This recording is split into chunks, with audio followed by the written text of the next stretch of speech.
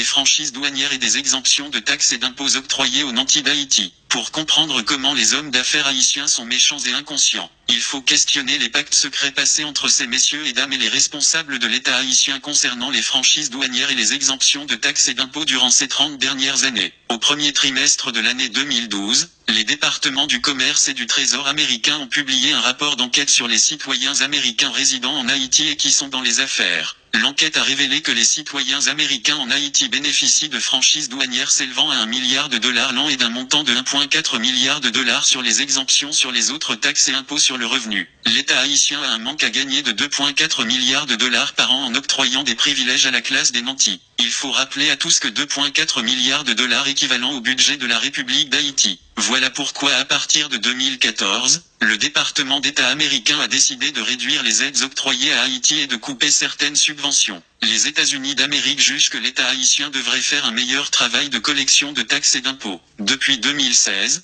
l'USE avait signifié au gouvernement provisoire de Jocelyn Prévert que les réductions d'aides allaient venir. C'est dans cette optique que des économistes comme Wilson Lalo choisissent de dresser un budget en augmentant les taxes et impôts des éléments de la classe moyenne et des masses populaires. Le pouvoir en place a fait le choix de ne pas entamer des réformes fiscales. Dans ce bref article, nous voulons analyser pour le grand public le pourquoi des franchises douanières et des exemptions de taxes et d'impôts dans une société capitaliste et expliquer à tous comment l'État haïtien devrait procéder pour rebalancer les choses et rendre justice aux pauvres qui souffrent dans ce pays. Nous sommes arrivés à un carrefour de notre histoire où les lampes commencent à se délier, où l'on ne peut pas continuer à rendre responsable le blanc parce que le blanc a décidé de nous donner une certaine marge de manœuvre pour voir si nous pouvons réellement nous prendre en main. Avec l'élection de Donald J. Trump, Haïti a la possibilité de tirer son épingle du jeu, d'effectuer des réformes en profondeur, d'établir des politiques publiques pour faire respecter le principe d'équité et d'égalité. Donald Trump durant sa campagne électorale avait promis que les États-Unis d'Amérique s'immisceront de moins en moins dans les affaires d'autres pays. Aujourd'hui, nous voyons clairement que l'administration Trump donne la primauté aux questions domestiques par rapport aux affaires étrangères. Qu'est-ce qui empêche à Haïti d'ouvrir un channel de communication avec la Chine populaire? Qu'est-ce qui empêche à Haïti de contacter des investisseurs au Moyen et au Proche-Orient? L'administration de Jovenel Moïse est otage de la classe d'affaires qui refuse de payer des taxes et des impôts. Les Arabes et les mulâtres en Haïti qui contrôlent la classe d'affaires ont longtemps choisi la voie de la bamboche et de la corruption généralisée. Ils ont prouvé qu'ils ne sont pas des Haïtiens. Nous n'encourageons pas la violence dans le pays, mais le peuple doit résister face à la menace que constituent ces deux classes en Haïti. Nous ne cherchons nullement à dédouaner les bossales qui s'allient à ces apatrides pour clouer au pilori les pauvres Haïtiens, miséreux de leur état. Nous classons à la même enseigne les intellectuels noirs de la classe moyenne et les politiciens issus de la classe populaire qui choisissent de faire le sale boulot pour les nantis d'Haïti. Aujourd'hui, nous devons poser la question de Dessalines, et les noirs dont les pères sont en Afrique, n'auront-ils rien? Haïti, depuis belle lurette a choisi la voie de la libre entreprise et de la démocratie, mais les acteurs dits capitalistes refusent de jouer le franc jeu. La capacité de l'État à collecter des taxes et des impôts est inhérente au régime démocratique et au mode de production capitaliste. Comment est-ce qu'un État peut fonctionner, peut investir dans les infrastructures s'il détermine à exonérer un groupe de citoyens devant le fisc? C'est un crime quand on sait que ce groupe de citoyens a les moyens pour faire marcher l'économie et la machine étatique. Pourquoi accorde-t-on des franchises douanières et des exemptions de taxes et d'impôts? Les franchises douanières et les exemptions de taxes et d'impôts sont accordées pour stimuler les hommes d'affaires et les entreprises à fonctionner et investir leurs profits pour créer des emplois et faire rouler l'économie nationale. Aux États-Unis d'Amérique,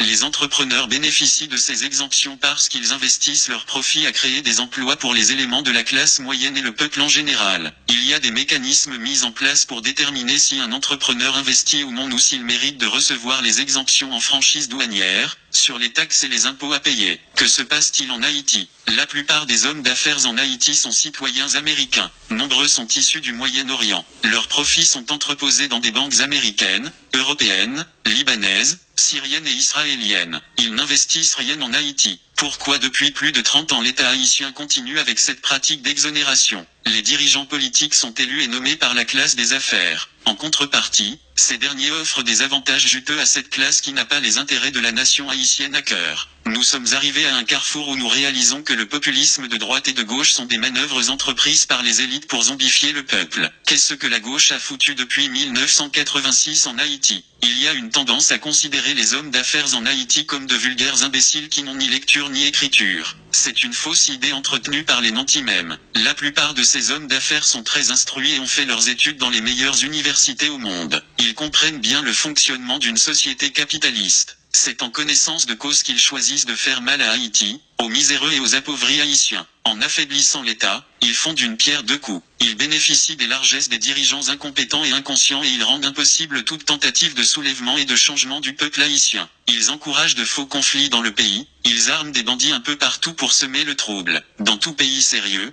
quand l'État faillit à sa mission, ce sont les élites qui se réunissent pour restructurer l'État. En Haïti, ce sont les élites qui affaiblissent l'État même. Elles jouent sur la précarité et sur l'ego surdimensionné des gens pour établir un système de corruption qui fait leur jeu. Dans quel pays au monde est-ce qu'une bourgeoisie choisirait de fonctionner dans la crasse? Les hommes d'affaires sont en transit en Haïti. Ils font de l'argent dans le pays, mais leurs investissements sont ailleurs. Ils n'ont aucun intérêt comme des crises cardiaques, des AVC, ils meurent avec leur argent en poche. Le problème avec ces messieurs et dames c'est qu'ils n'éprouvent aucun sentiment nationaliste. Leur maladie est devenue contagieuse puisque la classe moyenne tend à émuler leur comportement suicidaire. Nombre d'Haïtiens ont des médecins privés à Miami, ils envoient leur progéniture à l'école aux États-Unis d'Amérique, en France et au Canada. Même les leaders politiques qui devraient donner le ton rentrent dans ce schéma. Le grand malaise dans tout ce drame est qu'il n'y a pas d'homme debout dans le pays capable de renverser la vapeur. Les intellectuels comme Youri Latortue, Patrice Dumont, Quesnay Farel, Eddie Labossière, Sauveur Pierre-Étienne,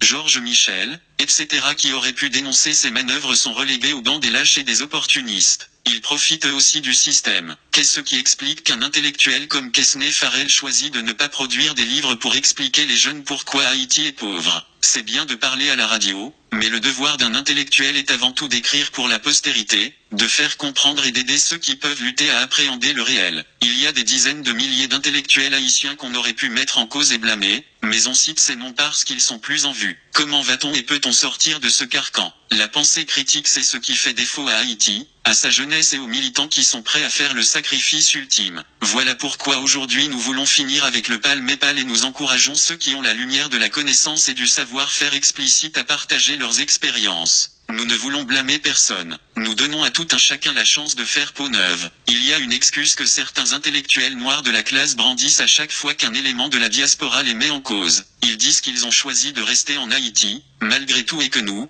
avons décidé de partir. Rester en Haïti est un choix calculé puisqu'ils font de l'argent, ils bénéficient dans une certaine mesure de l'ignorance de la masse. Certains économistes en Haïti et experts en sciences sociales sont assez aisés aujourd'hui et ils ne courent pas de grands risques à dire la vérité aux jeunes. L'opportunisme c'est tout ce qui caractérise le silence de nos intellectuels. Je sais que les réactions vont pleuvoir, mais aujourd'hui tout ce que l'on demande aux intellectuels noirs de la classe moyenne c'est d'être proactifs. Nous ne choisissons pas de tirer à boulet rouge sur les intellectuels vivant en Haïti et innocenter ceux qui vivent dans la diaspora. Ils sont tous à la même enseigne. Je dirais même que ceux qui vivent dans la diaspora sont beaucoup plus inconscients que ceux qui vivent en Haïti. Au moins, ils ont une certaine liberté et une certaine marge de manœuvre pour élever la voix dans le confort nord-américain et européen. À quand l'Haïtien éduqué et instruit finira par réaliser qu'il fait partie du problème? Je peux comprendre que la plupart des Arabes n'a pas de sentiment d'appartenance comme aurait dit Serge Beaulieu. Je peux comprendre que les mulâtres ont choisi de faire le Camp Gérard parce qu'ils comprenaient qu'ils étaient en position de régner en maître et seigneur après l'indépendance. En effet, ils se sont alliés aux généraux noirs et ont tué Jean-Jacques Dessalines,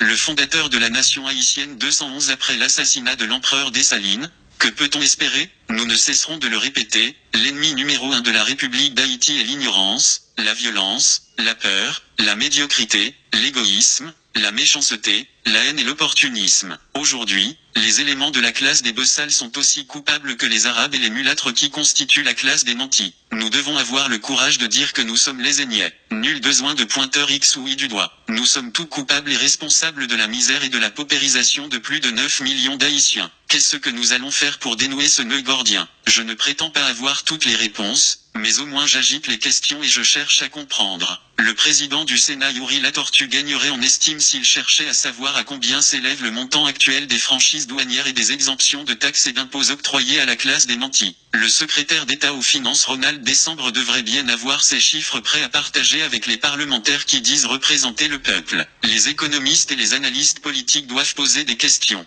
Nous faisons semblant de ne pas voir et de ne pas comprendre. Et pourtant nous sommes assez instruits pour comprendre. J'aimerais bien que des économistes comme Quesnay Farrell et Eddy Labossière nous parlent du manque à gagner de l'État haïtien et du peuple haïtien dans l'octroi de ses franchises douanières et des exemptions de taxes et d'impôts. La séance tenue au Sénat de la République la semaine dernière sur les juteux contrats d'électricité ont permis à plus d'un de comprendre à quel point les élites économiques plumant la poule Haïti et son véreux. Octroyer des privilèges à ceux qui peuvent payer et qui n'investissent pas dans le pays est un scandale. Certains vont me dire que les hommes d'affaires ont des entreprises ça et là. Je leur dirai tout de go que le système d'oligopole et de monopole qu'ils établissent dans le pays par la peur et la violence décourage la compétition. Qu'ils partent et plus d'un verront comment les bien-pensants finiront par prendre les choses en main. Ceux qui sont lucides et qui voient clair doivent avoir le courage de dénoncer le mal que nous vivons en Haïti et de réfléchir sur le comment construire une société juste et plus équitable où règne la primauté des lois. L'État haïtien doit fermer le robinet des franchises douanières et des exemptions de taxes et d'impôts. Jovenel Moïse doit cesser de jouer au sourd et à l'imbécile pour enfin assumer ses responsabilités de chef d'État. Il doit se mettre au travail comme chef d'État. Il y a des hommes qui ont l'expertise nécessaire pour mener des enquêtes et aider l'État haïtien à appréhender le problème. Il suffit de crier à l'aide. Nous demandons aux jeunes haïtiens de consentir des efforts pour se former. Grâce à Dieu, nous avons l'Internet et nous avons des moteurs de recherche. La connaissance est plus accessible aujourd'hui. Nous devons nous former et nous devons poser des questions.